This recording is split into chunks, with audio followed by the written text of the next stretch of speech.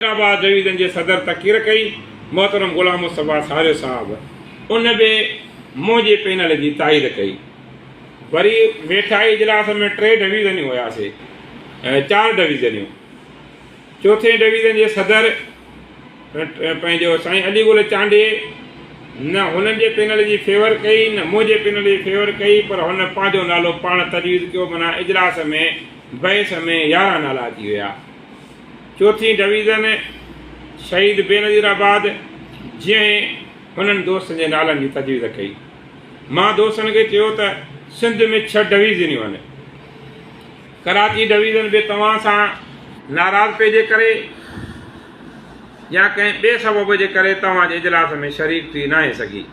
मीरपुर ख़ासि डिवीज़न जी बि तव्हां ख़्वाहिश पूरी न कई, उहा बि तव्हांजे इजलास में शरीक थी न आहे सघी। सखर डिवीज़न पंहिंजो पैनल ॾिनो आहे। हैदराबाद डिवीज़न उन पैनल जी ताईद कई आहे। लाड़काने डिवीज़न पंहिंजो नालो ॾिनो आहे। हिकु नवाबशाह डिवीज़न तव्हांजे नालनि जी ताईद कई आहे। 6 डिवीज़न मां हिकु डिवीज़न जी फरमाइश ते तव्हांजी इलेक्शन कमीशन क़बूल न कंदासीं। हुननि चयो त मेरिट ते इहे सभु नाला थींदा, कंहिंजा बि नाला फाइनल न हूंदा। ऐं इहा असांजा उते ॻाल्हि थी हुई। असां अॼु बि उन मौक़िफ़ ते बीठा आहियूं त इलेक्शन कमीशन साफ़ शिफ़ाफ़ हुजे, गैर तज़ादी हुजे। बाक़ी फरमाइशी इलेक्शन कमीशन जेका असांजे दोस्तनि पेश कई, जेकॾहिं अॼोकी इजलास में उन फरमाइशी इलेक्शन कमीशन खे आख़िरी शिकिल ॾेई अनाउंसमेंट कई वई त उहा सिर्फ़ु मरकज़ी बॉडीअ जी इलेक्शन कमीशन हूंदी, उहा इदारे जी इलेक्शन कमीशन न हूंदी।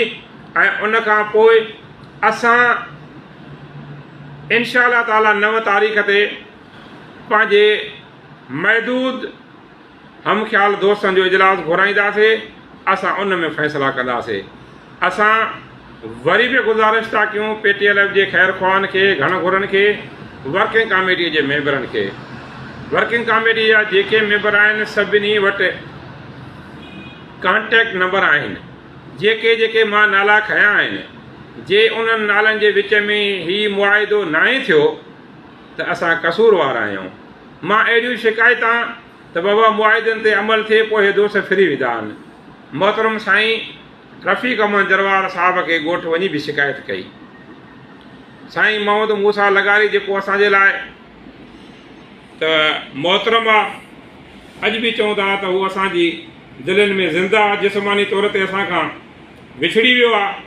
उन जी वर्सीअ ते बि मां सालम ज़रदारी साहब खे चयो त दोस्तनि मूंसां को मुआइदो कयो आहे ऐं चइजो त उन मुआइदे ते बीहनि। पोइ चवंदा हुओ त सिकंदर नथो बीहे, उन मुआइदे ते बीहनि। जेकॾहिं उन मुआइदे ते न बीठा त पोइ थी सघे थो असां बि न बीह सघूं। हुननि जे नॉमिनेट दोस्त चेयरमैन इलेक्शन कमीशन मोहतरम साईं बिरोही साहब खे बि मां चयो।